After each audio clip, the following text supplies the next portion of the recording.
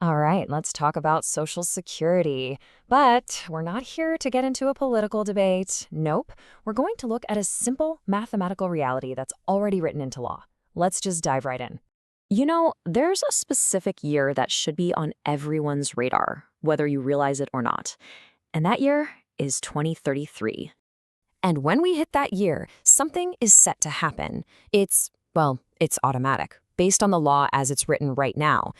And I really want to stress this point. This is not some political hot take. It's not a what-if scenario. It's a mechanism that's literally built into the system. It is automatic.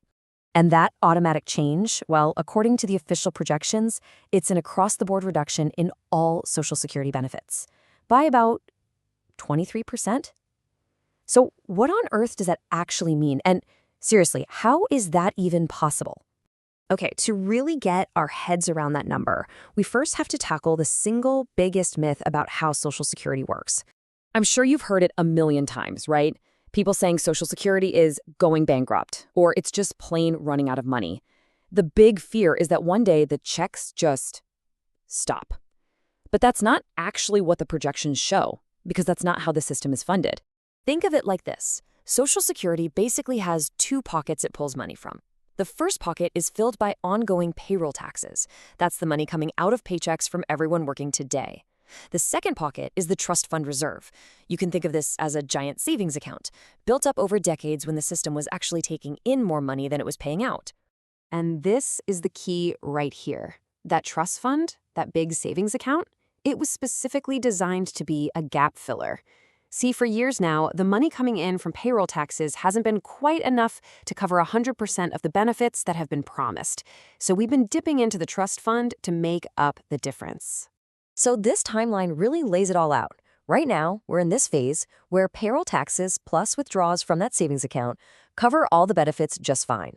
But right around 2033, that savings account is projected to run dry. It's going to be empty. And from that point on, the system can only pay out what it takes in each day from payroll taxes. That's it. So what does the math look like then?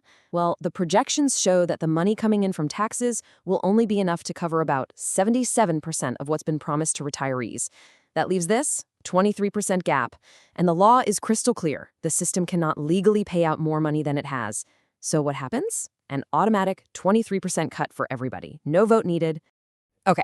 I know what you might be thinking. A 23% cut. That sounds bad, but is it catastrophic? Well, for tens of millions of people, the answer is yes, it absolutely would be. Let's look at why. So why is a cut like that so devastating for so many Americans? It really boils down to one simple and kind of scary fact: a widespread lack of personal savings. For a huge part of the population, Social Security isn't just a little bonus. It's the bedrock of their entire retirement. Just take a look at this data from the Federal Reserve. It shows the median retirement savings. And remember, median means half the population has less than this amount. For folks getting close to retirement in that 55 to 64 age range, the median savings is just $185,000. And even for those already retired, it's only $200,000. Let's just focus on that one number for a second. $185,000 for people on the verge of retiring. Now, of course, that's not nothing. But is it enough to live on for 20, maybe 30 years? No way. It just makes that monthly Social Security check absolutely essential. In fact, it's so essential that for nearly 40% of older Americans, Social Security makes up the majority of their income. For millions, it's pretty much all they have. So you can see, for these folks, a 23% cut isn't about, canceling a cruise or eating out less. We're talking about the absolute basics. We're talking about rent, groceries, life-saving medication. Now, this problem isn't new. It's been a known issue for decades. So the big question is, why hasn't Congress fixed it? Well, the simple answer is that all of the possible solutions are politically toxic.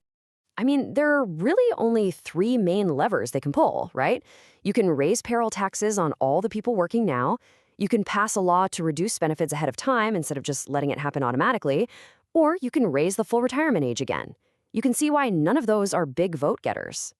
And this might be the single most important thing to understand about the politics of this whole situation. Congress doesn't have to vote for this cut to happen. Doing nothing is the default path. If they just keep kicking the can down the road, the system stays on autopilot, and the law as it's already written simply triggers the reduction. No new vote required. Look, you and I can't control what happens in Washington, but what we can control is our own financial plan.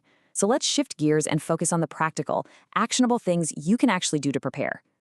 So, what does that look like? Well, first, and this is the obvious one, do everything you can to reduce how much you'll need to rely on Social Security. Second, if your health and your finances let you, delaying when you claim your benefits can permanently boost your monthly payment. Third, focus on building other income streams outside of Social Security. And maybe most importantly, number 4, whenever you're planning for retirement, just assume a 20 to 25% cut is coming. Plan for the automatic reality, not the rosiest scenario. You know, there's an old saying in finance that really hits the nail on the head here.